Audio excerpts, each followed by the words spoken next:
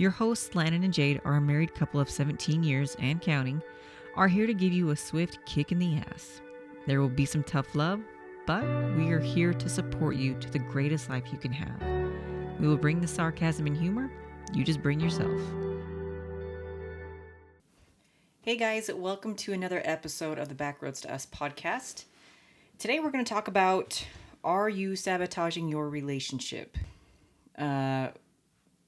I think when you hear sabotaging your relationship, your instant response is no. I'm not sabotaging my relationship. But I really want you to keep an open mind when we talk about this, because a lot of these things are something that maybe you don't realize you're doing. So at the end of this, we're going to ask you a couple questions because I want you to evaluate if you are or if you aren't. When your relationship starts, I wouldn't think not many people go into this thinking they're going to sabotage the relationship. You go into this new relationship happy, you guys are learning new things about each other, you're falling more in love with each other, all the good kind of things. And then later on, life happens. Things are going to get thrown at you. You're going to have to figure things out.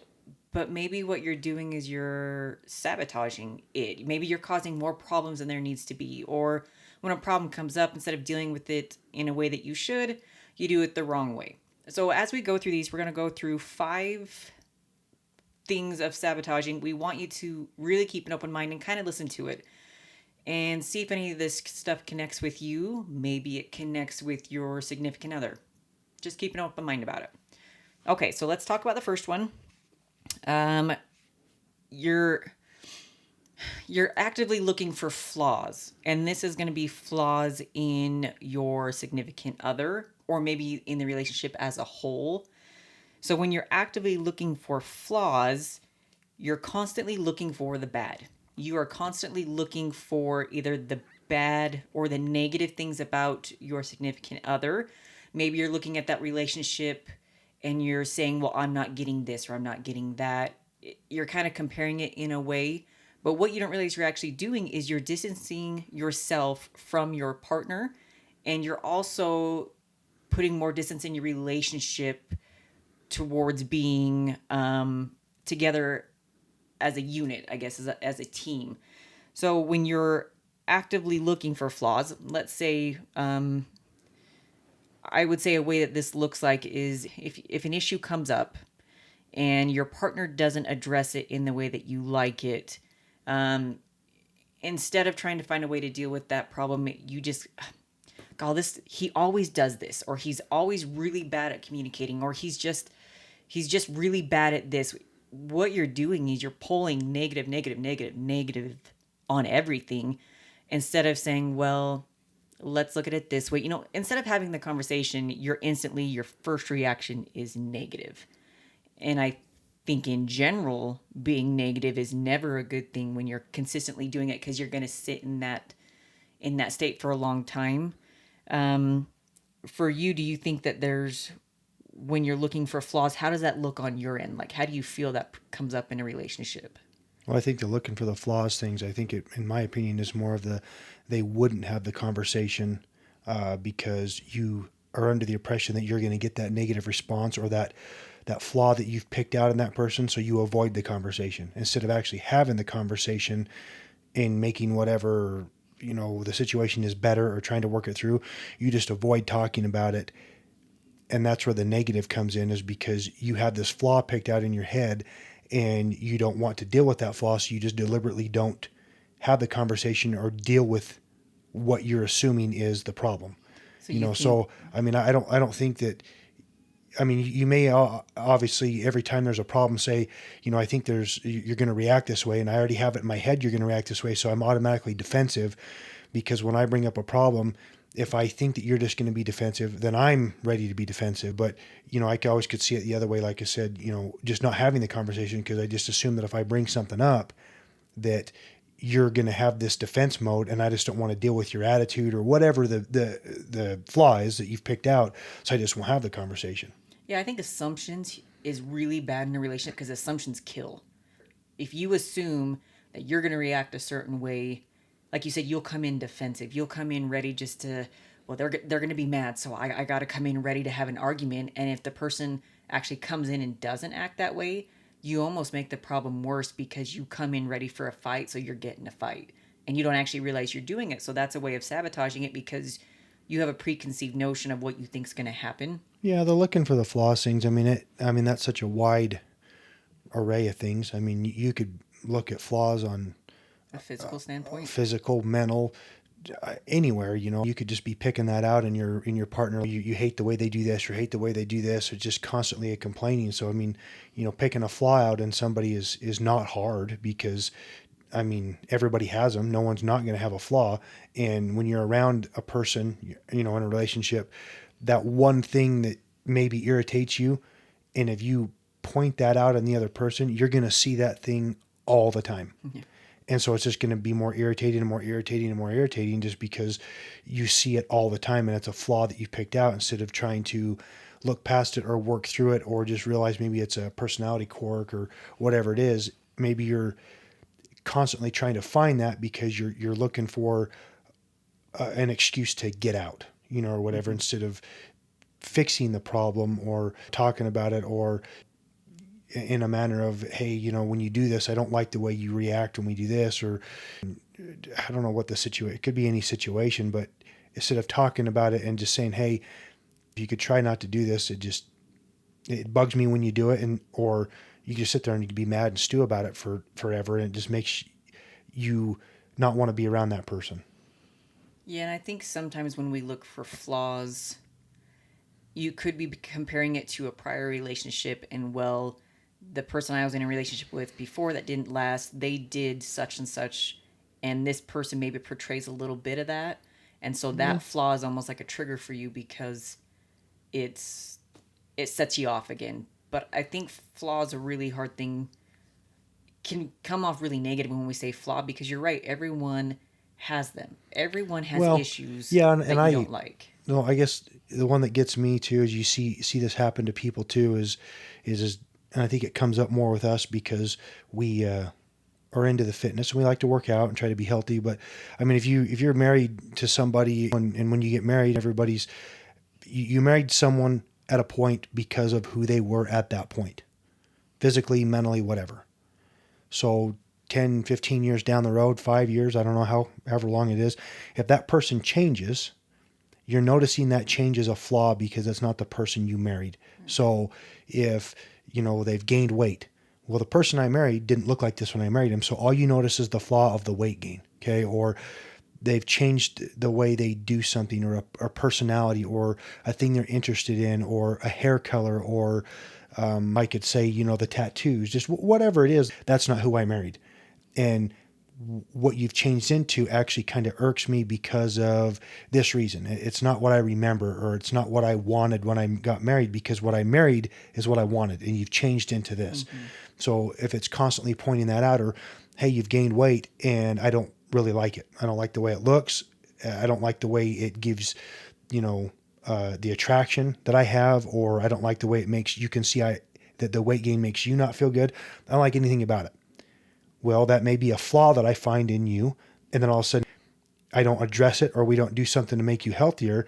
And then it's just like, it leads to going down a bad path or a divorce because I don't like who you are anymore. And even, your mental state may not have changed, but I mean, physical appearance is the first thing you notice about a person before you go up and talk to them or ask them out on a date. Someone can be very pretty, you ask them on a date and their personality can wreck the whole date. I like this person. Their personality is horrible, but they could be very pretty.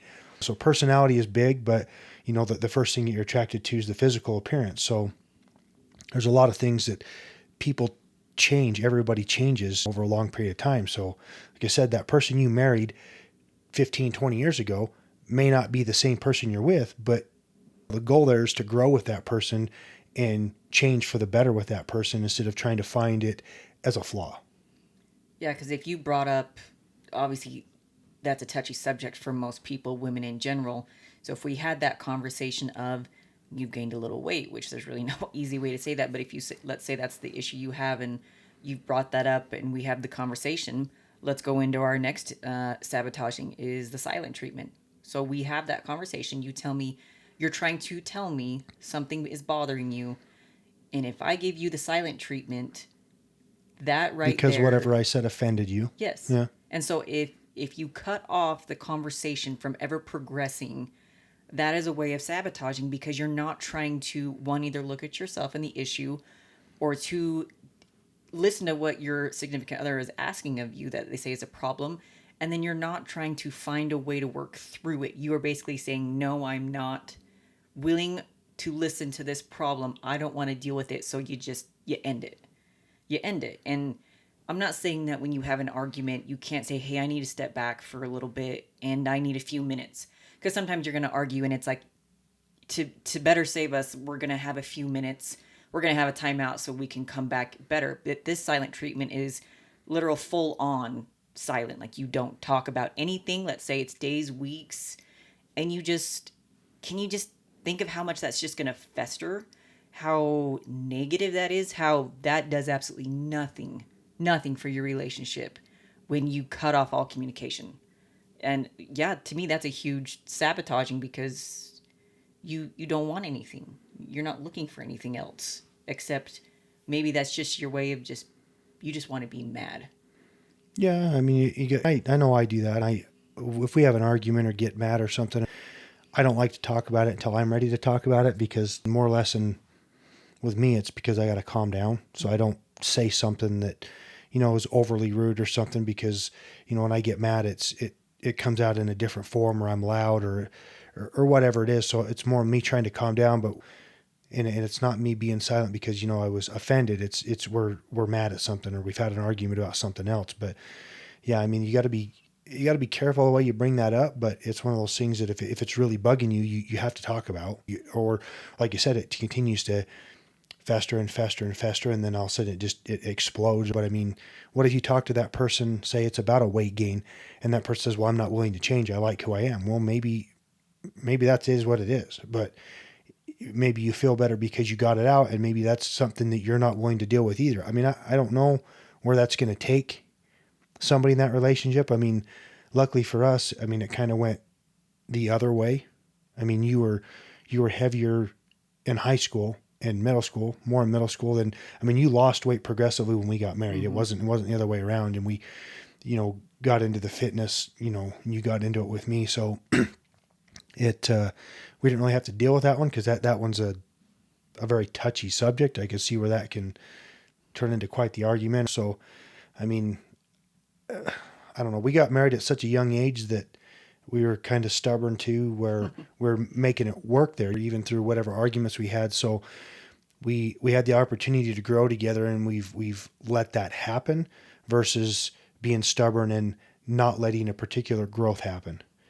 So that's helped a ton when it comes to finding a flaw in someone else, which I don't think we've. I mean, I've got flaws, you've got flaws, but I don't see us pointing them out to each other that are negative, just because I think that we've lived together long enough and been long enough that we've either accepted that flaw, that that's just part of who you are and that's not going to change, or you've grown with it. Mm-hmm. Well, and let's step into our third one, which, going into that, like you said, we've kind of either accepted or we've talked about it. But what if we weren't honest? So that's our next one, is not being honest. And honesty is a wide range of everything. You cannot be honest in discussing these things. Maybe, like you said, if there's a flaw that one of them has, they don't communicate well. So you're afraid to talk to them about it. So you just avoid that conversation. Um, but you're not honest with your significant other, saying, hey, when you do this, we have a problem here. Or I'm not honest with the fact of, I don't find you attractive anymore, or I don't like the fact that you treat me this way, or I don't like the fact that you don't take out the garbage. I mean, your honesty can spread to basically everything. But if you're not being honest with them, that is a way for you to hide behind, I think, some of these things, so that when the time comes and you want to get out of the relationship, you can like use all these things of, well, you don't do this, you don't do this, you've never changed this. Well, you never told me any of these things. We never had these honest conversations. You never told me we had these problems, or you felt this way, until it came to a head, and then you can use all that ammunition to get out of it. That's a way that you can sabotage your relationship. Without In a, knowing it. yes. I mean, you may be doing that and not realize you're doing it until everything comes to an end right there. And then you've got this whole list of all of the stuff that you do. The not being honest thing, I mean, I've never been a real big believer in that. I mean, my honesty is you're probably pretty rude sometimes, to whoever. It's a you're honest brutal to a honest. I fault. mean, Yeah. I don't like the letting things out there for like, what do you mean? Or people don't understand it. It's like, if this is how I feel, I'm going to tell you. I know you've had to adjust to that a little because if there's something out there that's got to be said, I don't really care who it is. I mean, sometimes honesty hurts and it's the truth. People don't want to hear the truth sometimes because they don't want to know what they've been doing or how they make someone else feel. But sometimes you just got to tell someone the truth or be honest about it because it is what it is. And the more you don't, the more you lie, the more you hide it, it can go down this big road. I mean, I'll go back to the weight thing. If someone's gaining a lot of weight, then your intimacy falls down because you're not attracted to that person, and this goes down this hole, and it just keeps going. And then all of a sudden, it becomes a month and 2 months and 3 months and 4 months that you're not intimate with a person, and you don't even try because you're not attracted to them, which can lead to a divorce because that's part of what you do as a couple. You're not being honest with that person, and then you're also not being honest with yourself Yeah. because you're not communicating to the point where that person could maybe, if they're willing to, fix that issue if you were honest with them, and then you wouldn't have the problem. Hmm. So that's the honesty thing. It hurts the relationship because, like I said, not being honest with the person that has the problem. Also, you're not honest with yourself because you're not letting anybody know how you feel, and you're not basically living the relationship so it flows well. Even honesty's a big thing, even if you're, just not being honest because of things you're doing. Don't lie about honesty in general. Like, don't lie about, if you got asked where you are or what you're doing, or don't hide things. Honesty can go both ways. Hmm. Like, I need to be honest with you. And if there's something that you're doing I don't like, but if you're asking me what I'm doing or where I'm at or what I want to do, I need to give you the same respect of being honest back to you and not lie to you about what's going on. And in our relationship, definitely you are the brutal honest. Which when we were first married, to me that was a bit of a flaw because it was just so harsh. The brutal honesty, you're right, it does hurt. But I am used to being a little bit more of The just deal world with of, it and keep the peace. yeah, it's Like, the everything's sunshine and butterflies. and I still like that It's world, but I had to the learn to the do problem is that both. the world's harsh. The world's not fair, and if you treat it like that every day, it's going to bite you. Yeah, but don't you want a little sunshine and rainbows in your life? Like, I feel since we've been married, you have softened and I have hardened. And I think we've both done that to each other because I had to learn to deal with the hard stuff because I did not want to deal with the hard stuff because it was easier just to ignore it. It felt better to ignore it, which in the end, it doesn't do you any good. Now, on the other side, I think for you, you were allowed to loosen up a little bit. Everything wasn't life or death. Everything isn't the end of the world. You were able to see it of, well, that didn't work out. I guess let's try something else. So I think for Yeah. both of us, we were able to meet. But at the beginning, our honesty did not mesh very well. We No. wanted to, but it didn't mesh. Like, we just didn't, yeah, it just didn't go so well. So we could have used that and gone into our next one, which is finding exit strategies. I could have used that as a way to find a way to get out of the relationship of, I don't like the way that you're too honest. That doesn't work for me. I like being over here on this side. So I'm going to use that as a reason to get out of the relationship because exit strategies are everywhere. Everything can be an exit strategy for you. If you're constantly looking for a way out, obviously you don't want to be in the relationship. And I really think the other person is going to be able to feel that. You're going to be able to feel like they're constantly looking for a way to escape the relationship. They just don't have the balls to do it. They just can't be honest, have the hard conversations and say, hey, I don't like this, or I really don't think we're working out. We need to end it. So I think exit strategies for people are the ones who are constantly looking for it, but they don't have the gumption to say something about it. Oh yeah. I mean, the exit strategies. I mean, people always have, that seem to be having problems, have something in the back of their mind, and as a way out. If something happens, well, I've got that list of whatever, or I've got this flaw that you have, that it's always in the back of their mind, or they're just ready to use that as ammunition. I mean, the honesty thing, like with us, that it's helped us, which we don't have to have go through that. As I don't think the whole, even in a relationship and with friends, you could have an exit strategy with friends. You're trying to get out of a group of friends because you don't like just what goes on with the group of friends, or they're not the group of friends that you want because of the goals you're trying to achieve, or you need to change your atmosphere so you can change. But I mean, it's, I don't need a bunch of friends in my life that are all the bells and the roses and the butterflies, because it's one of those things where, if you have friends that are constantly, yes, you're so great, and everything's always so positive, I don't need those kind of friends. Like, that's nice for someone to say you did a good job, but you need the friend that's going to say, hey, what the hell are you doing? Give you a wake up call. That's a true friend, Mm-hmm. because that type of a person wakes you up out of whatever you're in, whatever high you're in, whatever low you're in. Like, hey, you need to snap out of it. Like, I'm looking out for you. I got your back here. You're not doing great. What was going on? Same with us. I mean, if you're constantly too much appraisal and all this other stuff all the time, you need a little bit of that honesty. Hey, what are you doing? What's going on? We need to fix this. Be honest with them, and be that kind of person that supports them. And it's because, too much of that, just then they think they can never do no wrong.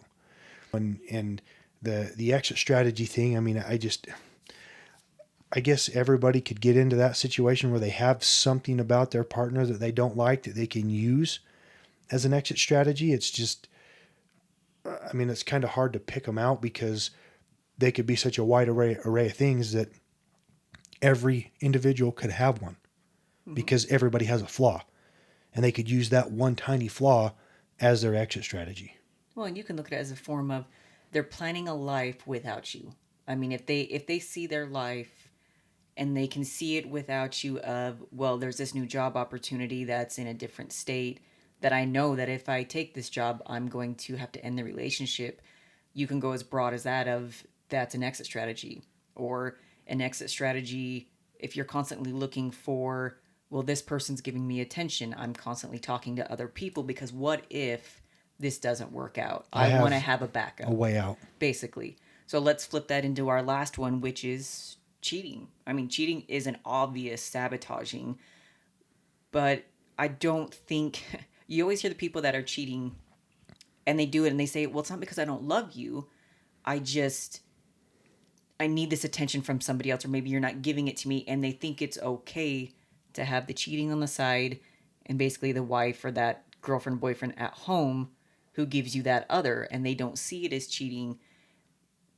But cheating to me is a boundary for me. If you ever cheated even once, like, I'm out. I don't. That would lose my trust. That would lose a lot of things for me. So when you get those ones that are constantly cheating behind other people's backs, or if they do cheat and the person finds out and they take them back, to me, If they've done it once, they're what's going gonna to say do it they're not going to again. do it again? I mean, yeah, the cheating thing, it's a rough one for me, because I don't know. I don't believe in it. I never will believe in it. It irks me to the point where I don't understand it. If you're that big of a coward to have an affair because you're not have enough umph in you to have a conversation with your partner to end it before you cheat, that's pretty low. Grow the hell up. You need to have enough self confidence and enough respect for yourself that you should end your relationship before you go out and do that. If you are cheating because you have no balls, whatever you want to call it, to end the relationship because you're that scared, then apparently there's something in that relationship you are still striving to be with. So if you don't have the guts to end it, that's pretty low. Like, don't go out there and start cheating and all that other stuff. If that is where you want to go and you are that unhappy in your relationship, you need to end that relationship no matter how hard it is before you cheat. And then you don't even have to worry about the cheating. It's not cheating because your relationship's done. But I mean, if you can't talk to the person and tell them what's going on, and your solution is to go behind their back and do that, that's pretty low. Well, yeah, because that's, and it could go one way of they do that because they know that is the boundary for the other person. So Yeah. that is the easy way to get out. But I think a But lot then of you look people, like an idiot. you do. Then you lose half of everything you have because you cheated. The cheating opens up so many more problems than just dealing with one problem, saying, "Hey, this isn't working anymore. We got to do something." Because when you cheat, then there's obviously the infidelity, and then you get the lawyers, you get all this other stuff that comes into it, and it's just it's ridiculous. Where you could have just ended it peacefully, and then once the cheating happens, there's nothing peacefully ending about it, because then people get vindictive, and they get mean, and they get whatever else. So I don't understand it. I mean, I'll never accept it. I mean, people say, well, they cheated because this person wasn't showing me attention, because this, or because this person wasn't doing this, and I was getting this from the other person. Well, that's your fault for not letting that person know. And if that person's not going to give you what you're striving for, then it is time to end a relationship. But just telling me that you cheated because, well, I wasn't getting along at home, or me and my partner aren't intimate, or the person just doesn't give me attention, or they don't act like they love me. Did you talk to the person and tell them this is what you needed and this is what you weren't doing? Obviously not. And if you did and they're still not doing it, then end the relationship. Like, why are you cheating? Like, that's pretty cowardly. I don't like it. I mean, a lot of people do it, and then you hear all these excuses as to why. And you can always end the relationship, and it won't be cheating. Like, it just irks me. I hate that.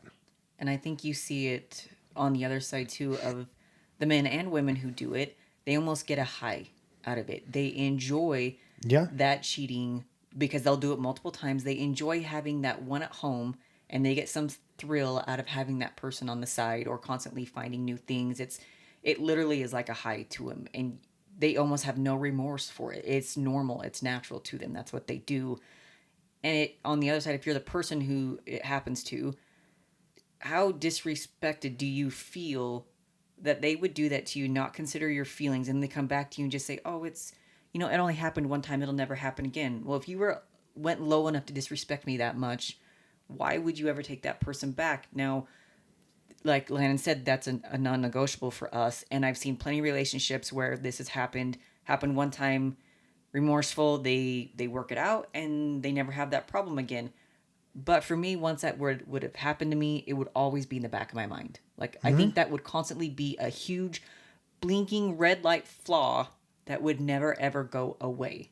Now, maybe that's a flaw for me that I could never let it go, but I think it started with the other person who did it. Like, Well, I yeah. couldn't let it go. Because with me, the trust and the respect thing is huge.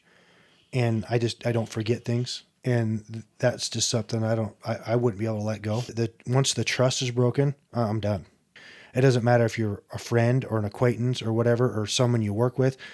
If there's a trust issue because that's the type of person you are, I mean, we're done. Like, I can get along with someone at work through work relationship, but I don't trust you at all. If the trust thing and respect thing's gone, we're done. You're not getting it back, because I know what kind of person you are, and you will go back to that. That's just the type of person you are. Now, people can change, people can grow, and I get it. But man, that takes a lot of effort to gain that trust back Yeah. because of what you do. I mean, it's one of those things that I don't. It'd be super tough to ever trust that person again. When you know how much more respect would your friends, would family, would everybody have if you just ended the relationship because it wasn't working, versus cheating to end the relationship.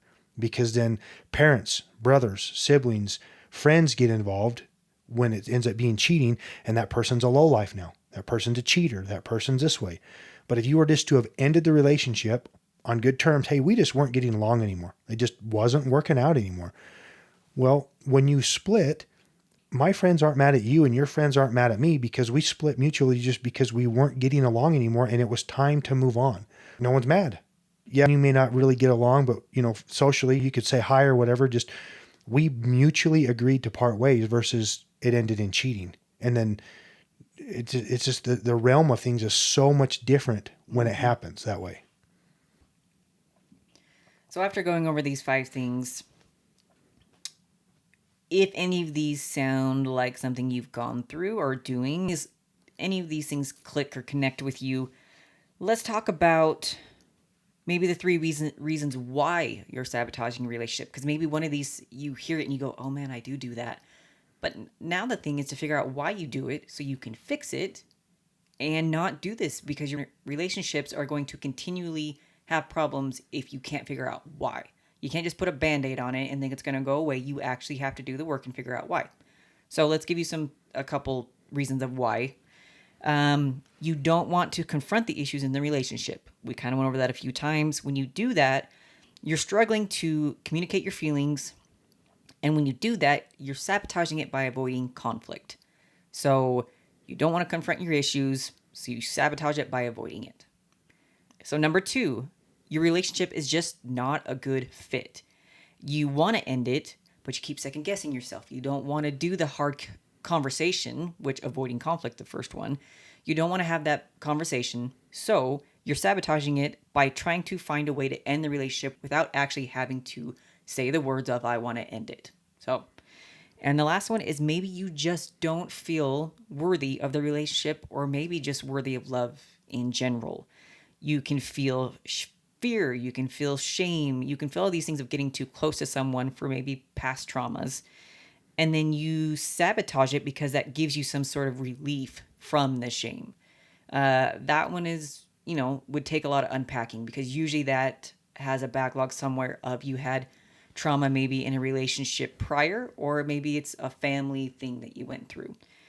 So if you do any of those, please, if you want a healthy and happy relationship in the future, you have to figure out why, and then you have to fix it, or you're going to continually be that person who just bitches and moans and complains because my relationships never work out. I don't understand. I find all the same guys. These things continue to happen. Well, you're probably doing a lot of these things.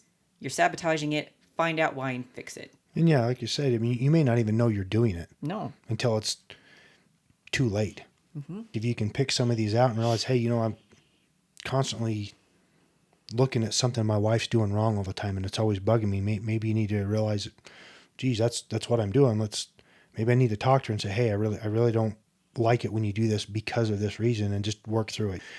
You could be doing this on purpose and not want to fix it because you're trying to do it. I don't know, but you honestly could be doing some of these things and just not even realizing it, just because of that's just how life is going. So if it is, just realize it and maybe try to mitigate it and fix it and talk through it. Yeah, it's a lot of self-awareness. I think that's a continuous thing we hit on through a lot of our podcasts, is being self-aware.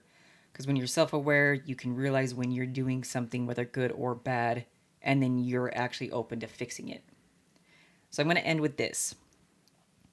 I don't want to look back in 5 years' time and think we could have been magnificent, but I was afraid. In 5 years, I want to tell of how fear tried to cheat me out of the best thing in life, and I didn't let it. I think in life we allow fear to control us and to tell us what life we're going to live. And if you allow the fear of so many things sabotage your marriage, your relationships, you will never, ever know what magnificent can look like with another individual. So we hope that you will look inward and maybe find the ways to have a better relationship with yourself and with the others in your life. We appreciate you being here, and we will see you next time.